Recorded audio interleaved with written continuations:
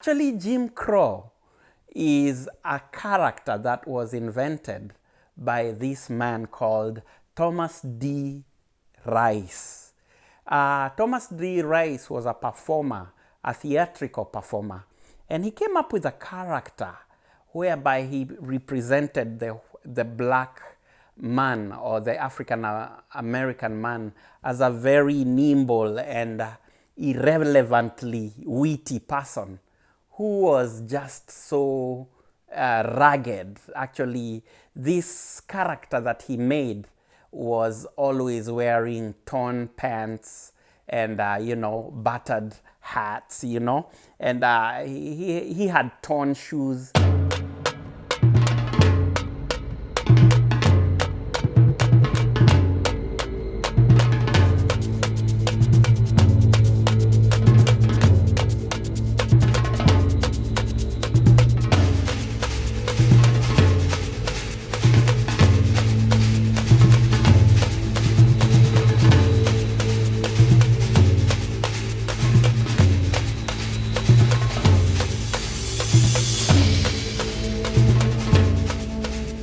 So what's up, everyone? First of all, I'll actually pass my condolences to the family of George Floyd. Yeah, I know you guys are going through crazy times. It's a tough time for the black community, especially in America right now. Not only in America, but also all over the world.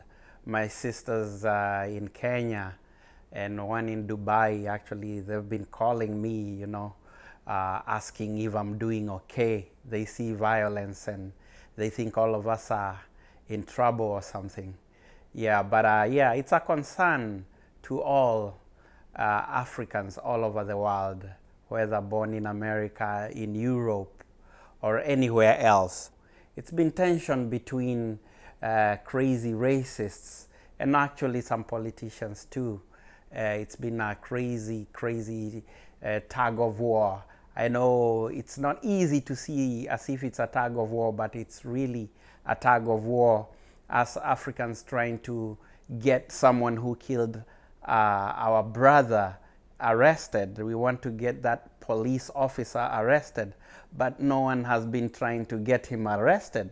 If it was another case, if it was a white man who was killed, or rather a black man who killed a white man, they will be in jail right now. They'll be, the process will be going so fast. But with this particular case, whereby it's a law enforcement person who has killed a black man, it has taken so much fighting, burning of the buildings and streets. The whole city is in shambles because of this one crazy situation in which it could have been avoided, but by just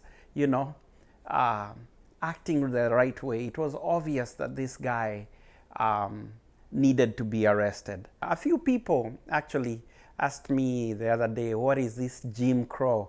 You hear in the news sometimes about the Jim Crow laws, and you hear this name, Jim Crow. Is that a person or is that a law? What is Jim Crow?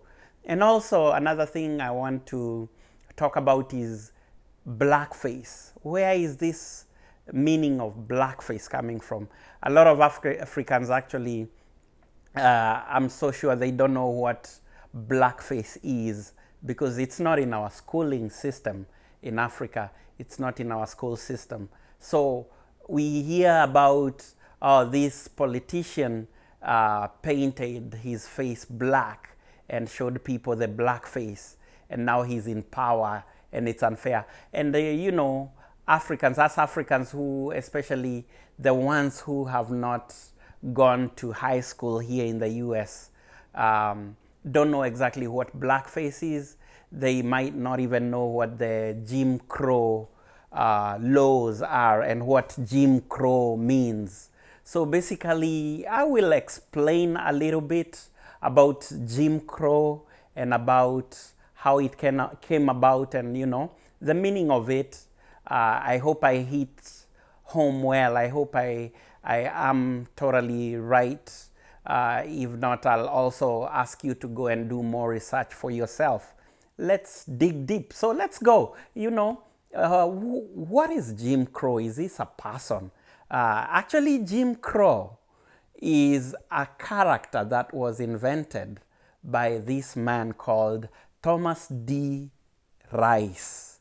Thomas D. Rice was a performer, a theatrical performer, and he came up with a character whereby he represented the black man or the African American man as a very nimble and irrelevantly witty person who was just so rugged. Actually, this character that he made was always wearing torn pants and battered hats, and he had torn shoes, and this character was always doing this funny dance and jump that actually was resembling a lot of negative things. And this term Jim Crow, or this character Jim Crow, was actually popularized by a traditional song.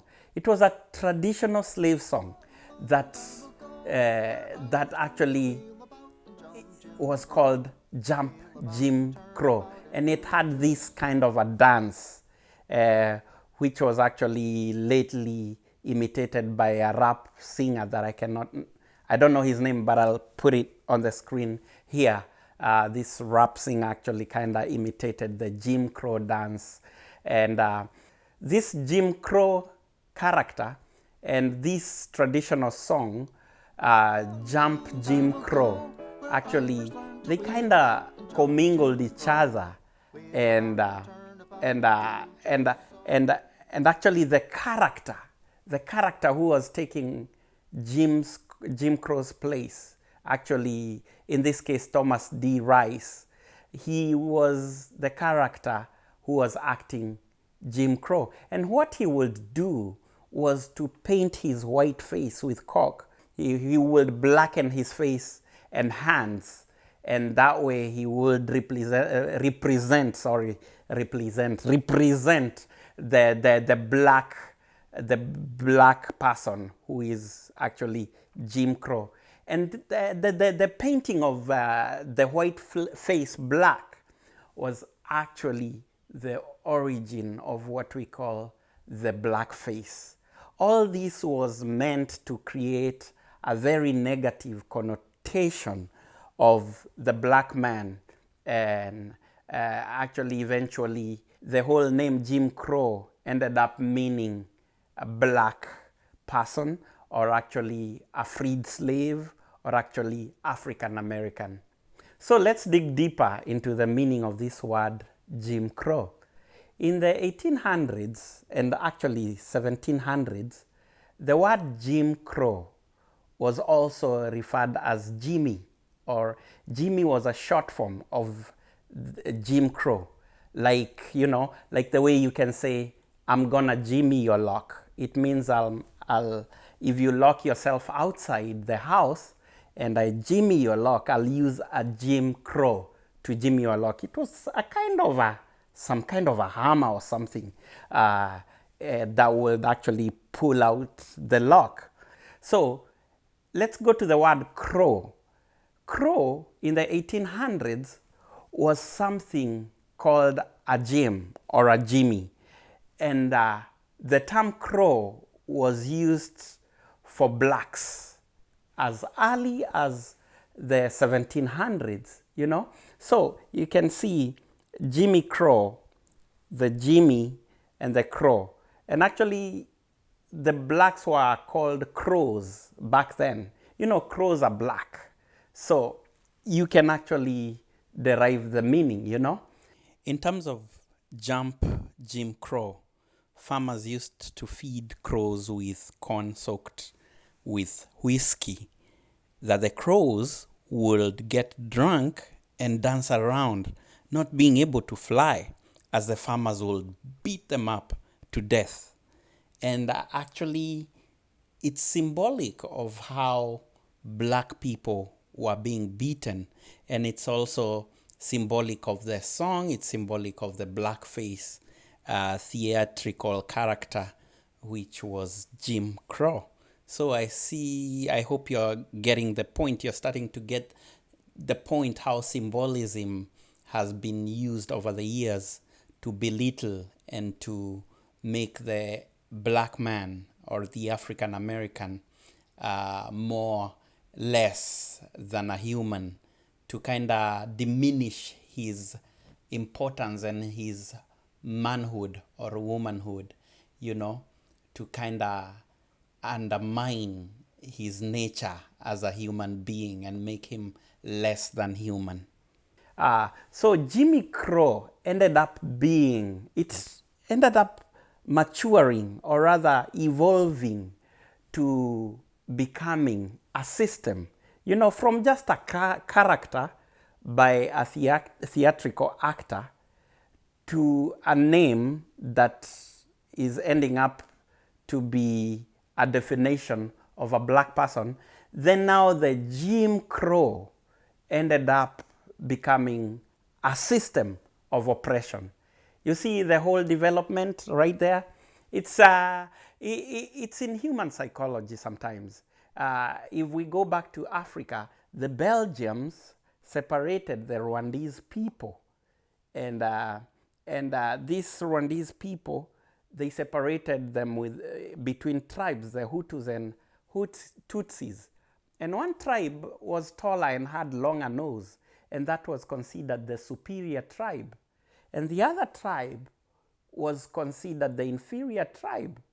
And many years later, this whole connotation or this whole stereotype matured in people's brains, and they were so brainwashed such that 10 million people were killed in the Rwandan massacre just because they had shorter noses and they spoke a different language, and this whole thing of the Belgians who actually brainwashed the Rwandese people ended up being a reality whereby 10 million people ended up dying.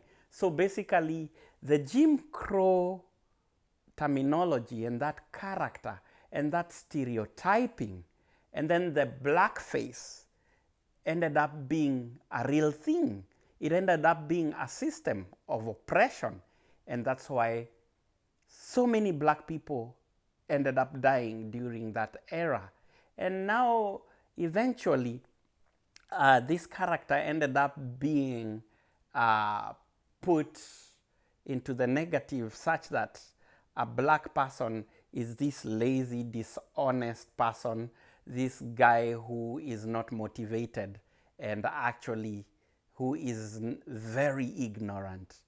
And it grew, and this character, Jim Crow, was adopted by other theatrical performers eventually. And lo and behold, down the line in 1865, President Wilson Woodrow, he actually ended up enforcing a new law. Not really enforcing, but introducing.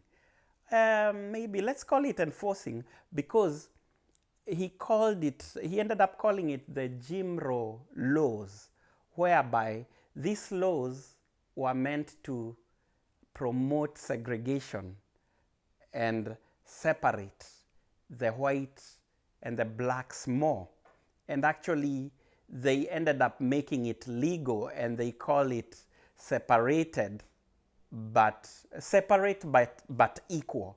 This is a principle that they decided to create, and they called it separate but equal. You see, it meant that from that point, although in schools the segregation had begun way before, and in the military the segregation had begun way before, but in 1965, Wilson Woodrow, a Democrat who was actually one of the most one of the biggest racist presidents the world had ever seen, you know, decided to enforce this law.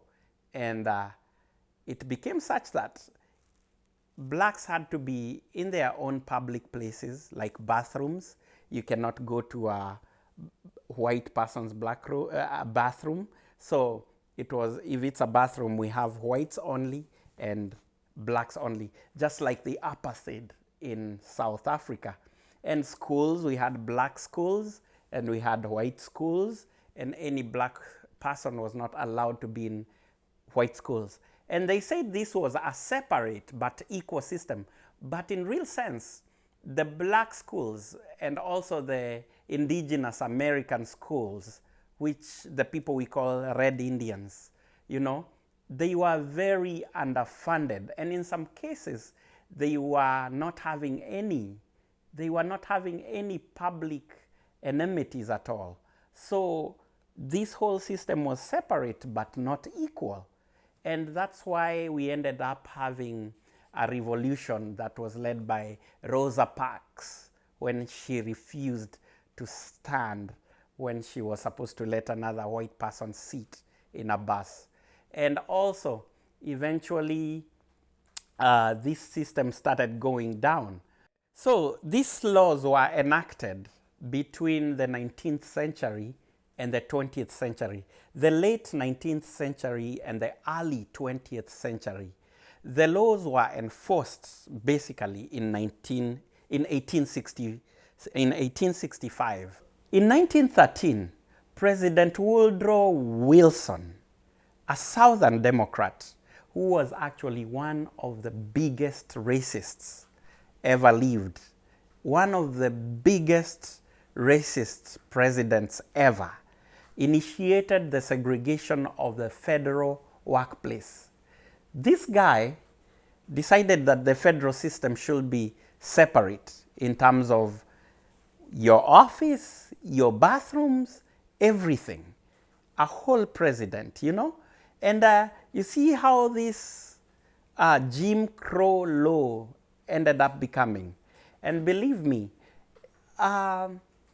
by enforcing these laws, it ended up making a lot of white population educated in a way that blacks are inferior. Even without the education, you see it yourself in the streets. The white neighborhoods are so nice and clean. The white bathrooms are so nice and clean. And the black facilities are either not there or they are not well taken care of because they are underfunded.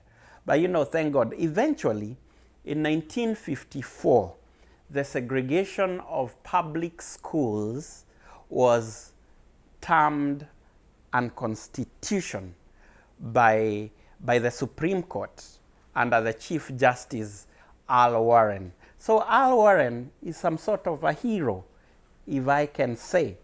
And one of the biggest case was a landmark case that was called the Brown versus the Board, in which the board was basically the Board of Education.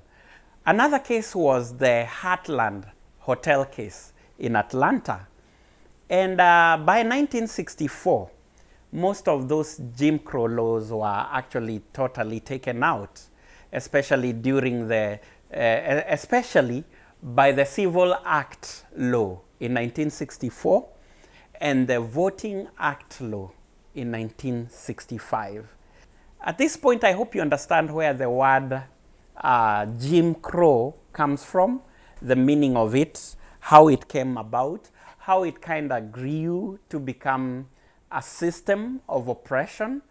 I mean, from a character of a theatrical performance to being popularized by a song, a slave song. Then from there, evolving to become a system of oppression, and then being reinvented to create the Jim Crow laws, just from a name that was not existing. That's why being a musician or a writer or an actor is so important. what you put out there, it becomes a narrative. It becomes a story. It becomes history. And that's why the stereotype of this Jim Crow ended up being put to a black man. And it painted a very negative picture that he was this lazy guy, uneducated, ignorant, a thief, someone who cannot be trusted, you know. Same as the Jews, you know.